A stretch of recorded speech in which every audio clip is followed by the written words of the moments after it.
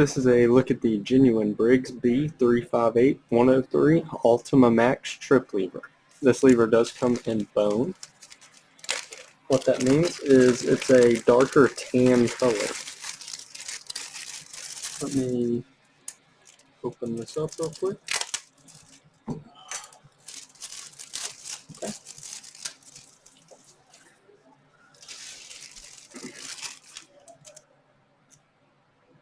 You can see compared to the white arm, that is definitely a darker tan color.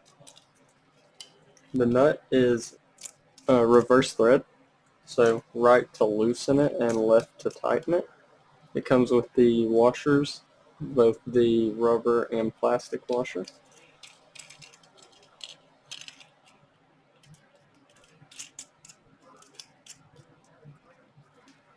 The holes here are for the chain and hook from the flapper to connect.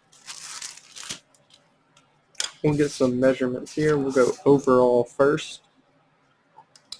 Okay, so from end to end, we get it straight. It's right at 10.5 inches. Then we'll go right here, roughly 3 inches. Once again, this is the genuine Briggs B358103 Altima Max trip lever in bone.